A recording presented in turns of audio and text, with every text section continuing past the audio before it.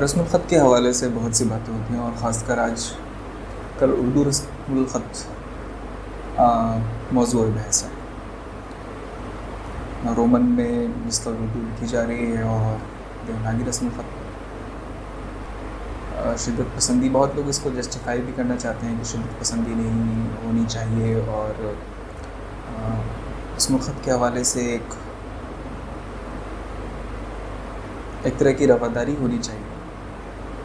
ایک حد تک یہ بات ٹھیک ہے، لیکن اتنی بھی رواداری نہیں ہونی چاہیے کہ آپ کچلے جائیں، آپ کا وجود ختم ہو جائے، آپ کی شناخت ختم ہو جائے، آپ نہ رہیں، بلکہ رواداری کے چکر میں وہ ہو جائیں جو آپ ہیں ہی نہیں۔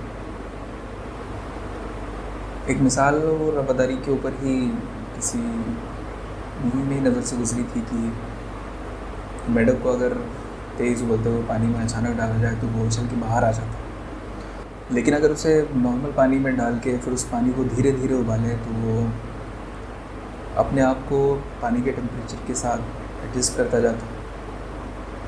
لیکن وہ یہ کرنے میں اپنی اتنی انرجی ضائع کر دیتا ہے کہ جب پانی اتنا گرم ہو جاتا ہے جو اس کی برداشت سے باہر ہے، تو اس کے اندر باہر کودنے کی طاقت نہیں رہ پاتی۔ تو حد سے زیادہ رواداری کسی بھی چیز کو لے کر، یا حد سے زیادہ لچیلا پن کسی بھی چیز کو لے کر ہمیشہ یہ نقصان دہ ہوتا ہے۔ ایک رواداری ہونی چاہیے، ایک لچیلا پن ہونا چاہیے، لیکن اتنا بھی نہیں کہ وہ آپ کی شناخت ختم کر دے اور آپ کو ہی ختم کر دے۔ خیر، انتظار حسین ہمارے نامور ادیب ہیں، ان کی کہانیاں آپ پڑھتے رہتے ہیں، ان کے ناول ہیں، افسانے ہیں۔ علامتوں کا زوال کے نام سے ان کے مضامین کا یا کالمز کا ایک مجموعہ شائع ہوا ہے مکتبہ جامعہ نئی دہلی سے۔ اس میں ایک مضمون اس تعلق سے ہے، میں زیادہ کیونکہ میں اس قابل تو ہوں نہیں کہ میں بات کر سکوں اس بارے میں زیادہ، بس میں یہ مضمون آپ کے سامنے پیش کرنا چاہتا ہوں۔ انتظار حسین کے اس مضمون کا عنوان ہے رسم الخط اور پھول۔ انتظار حسین لکھتے ہیں، بات ہے رسم الخط کی، لیکن معاف کیجیے، مجھے ایک اشتہاری اعلان یاد آ رہا ہے جو سن لائٹ صابن والوں کی طرف سے ہوا ہے۔ سن لائٹ کی کسی ٹکیا میں انہوں نے ایک چابی چھپا کر رکھ دی ہے۔ جس کسی خریدار کی ٹکیا سے یہ چابی نکلے گی اسے وہ ایک مؤثر انعام دیں گے۔ اس اعلان کے بعد سے پاکستان کے شہروں میں سن لائٹ صابن بہت بکنا شروع ہو گیا ہے، اور مولانا محمد حسین آزاد نے یہ بتایا تھا کہ نئے انداز کی خلطیں اور زیور جو آج مناسب حال ہیں انگریزی صندوقوں میں بند ہیں۔ ان صندوقوں کی کنجی انگریزی دانوں کے پاس ہے۔ اصل میں ہم پچھلے 100 سال سے مغرب سے صابن کی ٹکریاں خرید رہے ہیں اور ان صندوقوں کی کنجی کی تلاش میں ہیں جن میں نئے علوم بند ہیں۔ تازہ خبر یہ ہے کہ یہ کنجی رومن رسم الخط کی ٹکیا میں بند ہے۔ لاٹری کے ذریعے دولت تو حاصل کی جا سکتی ہے، مگر ہم علم بھی لاٹری کے ذریعے حاصل کرنے کی فکر میں ہیں۔ مسلمان قوم نے اپنے بزرگوں کے بتائے ہوئے نسخہ کے مطابق نئے علوم کی کنجی پا لینے کی فکر میں انگریزی پڑھی اور پتلون پہنا اور ICS افسر پیدا کیے۔ ICS افسروں نے برابر والوں سے انگریزی میں اور خانساماؤں سے صاحبوں والے کھڑے لہجے میں اردو بولنے کا طور اختیار کیا، اور چمچے اور کانٹے سے بریانی تناول کرنے کا تجربہ کیا، اور اپنی کوٹھیوں میں انگریزی پھول لگائے۔ ان کا تجربہ ایسا ناکام نہیں رہا۔ اب لاہور کی کوٹھیوں میں انگریزی پھول عام کھلے دکھائی دیتے، مگر بیلا چنبیلی نظر نہیں آتا۔ یہ ہے ہمارے جملہ مسائل کی جڑ۔ مسئلہ اصل میں یہ ہے کہ ہمیں اپنے پھول عزیز نہیں رہے۔ رسم الخط کا مسئلہ پھولوں کے مسئلے کا حصہ ہے۔ جب باغیچوں سے ان کے اپنے پھول رخصت ہو جائیں اور پرائے پھول کھلنے لگیں تو یہ وقت اس زمین کی پوری تہذیب پر بھاری ہوتا ہے۔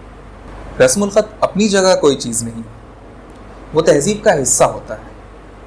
یہ تہذیب شکلوں کے ایک سلسلے کو جنم دیتی ہے یا پہلے سے موجود شکلوں کو ایک نئی معنویت دے دیتی ہے۔ بہرحال تہذیبی زندگی شکلوں کا ایک نظام ہوتا ہے، ممکن ہے بظاہر نظر نہ آئے، مگر ان کی تہ میں ایک وحدت موجود ہوتی ہے جس کی وجہ سے یہ سب شکلیں ایک دوسرے سے پیوست ہوتی ہیں۔ ان میں سے اگر کوئی ایک شکل نکل جائے اور اس کی جگہ کوئی اجنبی شکل لا کر رکھ دی جائے تو اس سے شکلوں کے اس پورے نظام میں درہمی پیدا ہوتی ہے اور ان کی بنیادی وحدت کو صدمہ پہنچتا ہے۔ فارسی رسم الخط ہماری تہذیب کی وہ شکل ہے جو اس کی بنیادی وحدت کے نشان کا مرتبہ رکھتا ہے، لیکن اگر ہماری تہذیب کی دوسری شکلیں جا رہی ہیں تو یہ نشان کب تک کھڑا رہے گا؟ اور اگر یہ نشان گر گیا تو تہذیب کی باقی شکلیں کتنے دن کی مہمان ہیں؟ بس مسئلہ محض اس رسم الخط کا نہیں بلکہ اس پوری تہذیب کا ہے جس کا یہ رسم الخط نشان ہے۔ اپنی تہذیبی شکلوں کے بارے میں شک اور بے اطمینانی ہمارے یہاں کوئی نئی بات نہیں ہے، وہ پچھلے 100 سال سے جاری ہے۔ اردو زبان تو اچھی خاصی ایک دیوار گریا بن کر رہ گئی۔ سب سے پہلے مولانا حالی روئے تھے کہ اردو میں نیچرل شاعری نہیں ہوتی، پھر شکایت ہوئی کہ اردو میں مثنوی نہیں لکھی گئی، پھر یہ صفحے ماتم بچھی کہ اردو میں ڈرامہ نہیں ہے، اب یہ تکلیف ہے کہ اردو میں رومن رسم الخط نہیں پایا جاتا۔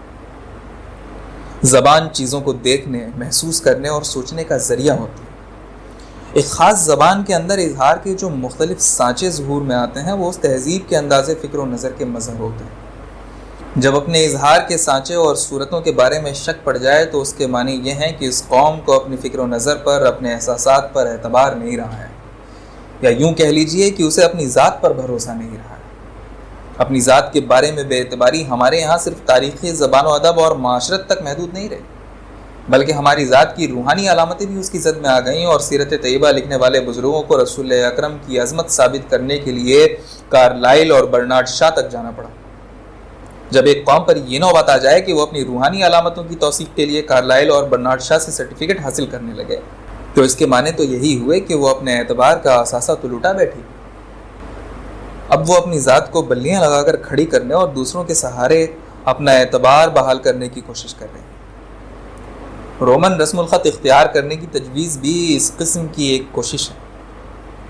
یوں سمجھیے کہ ہم رومن رسم الخط کی بلی لگا کر گری ہوئی اردو کو کھڑا کرنا چاہتے ہیں اور اس بلی کے سہارے نئے سائنسی علوم کے آسمان کو چھونا چاہتے ہیں۔ یوں اگر رومن رسم الخط کی بلی کے سہارے پروفیسر انجم رومانی آئنسٹائن بن جائیں اور نون میم راشد ٹی ایس ایلیٹ کے برابر کھڑے ہو جائیں تو اس میں بے شک اردو کی بڑی عزت ہے، لیکن کہیں یہ نہ ہو کہ اس چکر میں پروفیسر انجم رومانی ٹوٹی پھوٹی غزل کہنے سے بھی جائیں اور راشد صاحب کو جو 4 بھلے آدمی اب پڑھ لیتے ہیں وہ بھی انہیں طاق میں بیٹھا دیں اور اردو بیچاری دھوبی کا کتا بن کر رہ جائے۔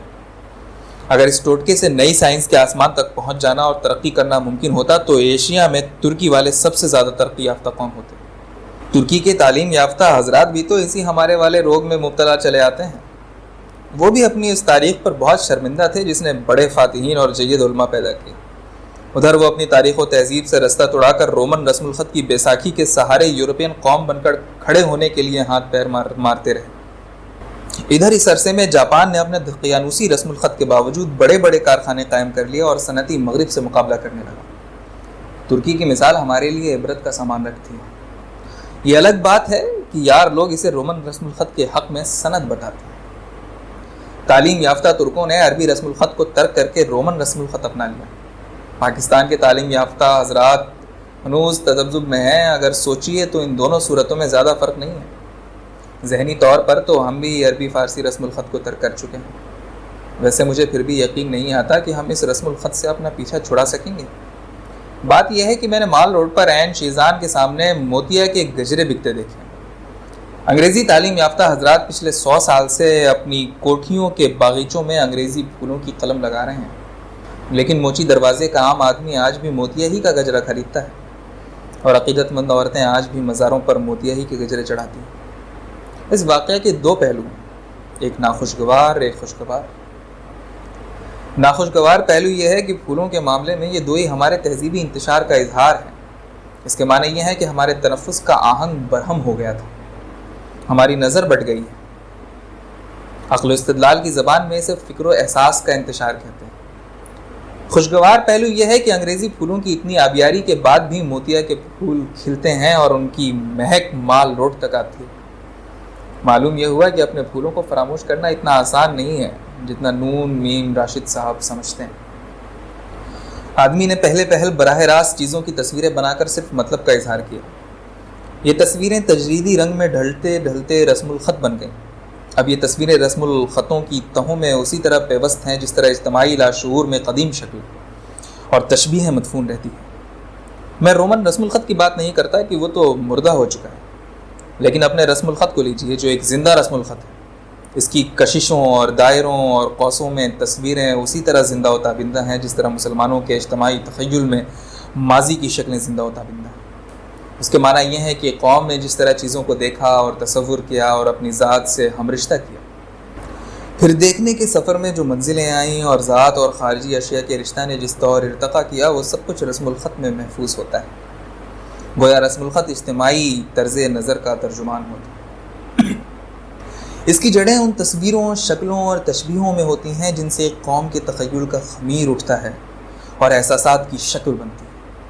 اسی لیے رسم الخط کی تبدیلی محض رسم الخط کی تبدیلی نہیں ہوتی، بلکہ وہ اپنے باطن کو بھی بدلنے کا اقدام ہوتی ہے۔ لیکن اپنے باطن کو بدلنا کچھ آسان نہیں ہوتا، اسی لیے رسم الخط کی تبدیلی صرف اسی صورت میں مؤثر ثابت ہوتی ہے جب وہ ایسے عقائد و خیالات کی کمک کے ساتھ ہے جو انسان میں باطنی تبدیلی لا سکتے ہیں۔ مثلا جیسا ایران میں ہوا، جہاں عربی رسم الخط ایسے عقائد و خیالات کے راستے پہنچا جو انسان کے باطن کو بدلنے کے مدعی تھے۔ ایران میں رسم الخط کی تبدیلی اس قوم کی اجتماعی ذات کی تبدیلی کا حصہ تھی۔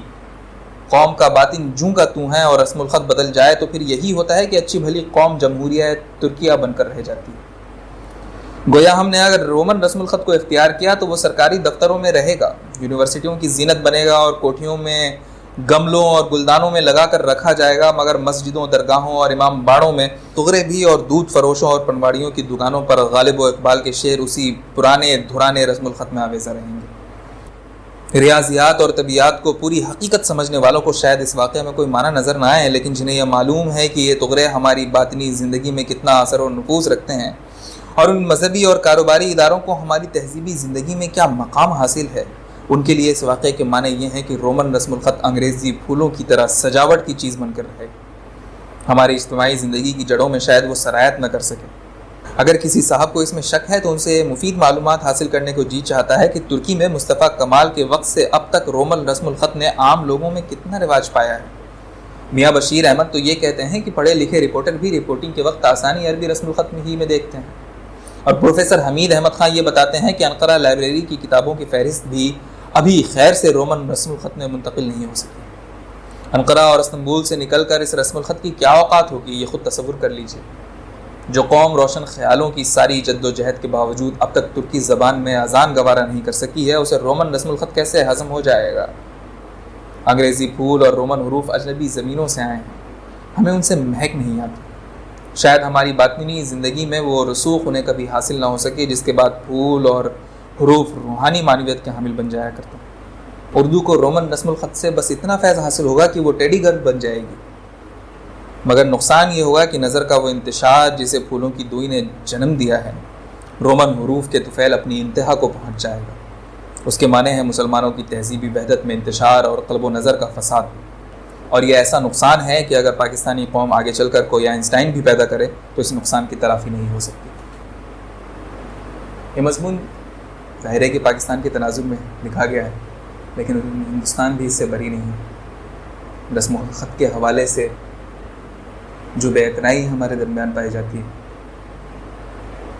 وہ غور کا مقام ہے، نہ صرف غور کا بلکہ افسوس کا مقام۔ تمام رواداریاں اپنی جگہ، تمام چیزوں کا سیکھنا، جاننا اپنی جگہ، اپنی بات دوسروں تک پہنچانا اپنی جگہ، لیکن اپنے آپ کو مار دینا، اپنی شناخت ختم کر دینا، اپنی ذات کا سودا کر لینا محض چند دنیاوی یا معاشی یا کاروباری فائدے کے لیے یا شہرت کے لیے یقیناً گھاٹے کا سودا ہے۔ اگر آپ کی شناخت باقی ہے، آپ کی ذات باقی رہے گی، اور اگر آپ کی ذات باقی ہے تو لوگ خود آپ پر کام کریں گے۔ اگر واقعی آپ کی بات میں اتنا دم ہے، آپ کی بات میں اتنی قوت ہے، اتنی طاقت ہے، اتنی ندرت ہے کہ اسے دوسروں تک پہنچنا چاہیے، تو یہ دنیا تجسس سے بھری ہوئی ہے، لوگ ڈھونڈ نکالتے ہیں۔ ہم نے بھی ڈھونڈ نکالا تھا۔ انگریزی دانوں نے ہم تک اپنی بات پہنچانے کی کوشش کبھی نہیں کی۔ کسی بھی بڑے انگریزی ادیب نے اردو میں لکھنے کی کوشش نہیں کی۔ یا کسی اور زبان کی یا کسی اور زبان. جس نے بھی لکھا اس نے اپنی زبان میں لکھا، اور بعد میں اس کی تحریر کی کشش کی وجہ سے، اس کی تحریر کی ندرت کی وجہ سے، اس کی شناخت کی وجہ سے، اس کی تہذیب کو سمجھنے کے لیے ترجمے کا عمل شروع ہوا. ہم جانتے ہیں کہ ترجمے کا عمل تہذیب کے سمجھنے میں بھی کام آتا ہے. تو دنیا کا جتنا ادب، میرا ذاتی خیال ہے، شاید کسی کو اختلاف ہو یا آپ کو اختلاف ہو، اور ہو سکتا ہے کیونکہ اختلاف ممکن ہے، لیکن میرا ذاتی خیال یہ ہے کہ دنیا کا جتنا بھی ادب ترجمہ کیا گیا ہے یا جو بھی ترجمہ شدہ ادب ہے، وہ صرف اس وجہ سے نہیں ہے کہ اس کے رائٹر نے چاہا یا وہ کہانی بہت اچھی تھی، بلکہ تمام ترجمہ شدہ ادب یا ادب کے ترجمے کا تمام عمل صرف اس غرض سے ہوتا ہے، اس مقصد سے ہوتا ہے، اور اس کا فائدہ بھی یہی ہے کہ ہم اس کے ذریعے ایک نئی تہذیب کو سمجھتے ہیں، اس نئی تہذیب کے اندر تک پہنچتے ہیں، اس نئی تہذیب کی روح تک پہنچتے ہیں. کسی بھی فن پارے یا شہ پارے کو اگر کوئی چیز نادر بناتی ہے، کوئی چیز اعلیٰ بناتی ہے یا آفاقی بناتی ہے، تو یہ نہیں کہ وہ اس میں بہت سی صنعتیں ہیں، اس میں بہت سے تجربات کیے گئے ہیں، یا اس میں بہت سی علامتیں ہیں، تشبیہ ہیں، بلکہ اس کے اندر سانس لیتی ہوئی ایک تہذیب اس کو ایک اعلیٰ فن پارہ بناتی ہے. کوئی بھی علامت، کوئی بھی تشبیہ، کوئی بھی استعارہ، کوئی بھی کنایہ، کوئی بھی تلمیح، کوئی بھی صنعت اپنی تہذیب کے بغیر سانس نہیں لے سکتی. تو ہمارا فرض یہ بنتا ہے کہ ہم اپنی تہذیب کو نہ مٹنے دیں، کیونکہ یہی ہماری شناخت ہے، یہی ہماری پہچان ہے. ہم دوسروں کی نقل کریں گے یا دوسروں تک پہنچنے کے لیے اگر اپنی پہچان کو مار دیں گے تو ان میں ہمارے لیے کوئی کشش نہیں بچے گی، کوئی تجسس نہیں بچے گا. وہ ہم تک آئیں گے کیوں؟ دوسرے لوگ یا دوسری زبان کے لوگ یا دوسری رسم الخط کے لوگ ہم تک ایک کشش کی وجہ سے آتے ہیں، ایک تجسس کی وجہ سے آتے ہیں کہ وہاں کیا ہے، وہ جاننا چاہتے ہیں. لیکن جب ہم ان کے جیسے ہو جائیں گے، ہماری تہذیب ان کے جیسی ہو جائے گی، ہماری زبان، ہمارے موضوعات، ہمارے تشبیہات و استعارات، ہمارا رسم الخط ان کی جیسا ہو جائے، تو وہ تجسس ان کے اندر سے ختم ہو جائے. اور جس دن یہ تجسس ختم ہو، اس دن ہماری شناخت ختم ہو جائے گی. ہماری شناخت ختم ہوئی، ہماری ذات ختم ہو جائے گی، اور ہم بقول انتظار حسین دھوبی کا کتا بن کر رہ جائیں گے.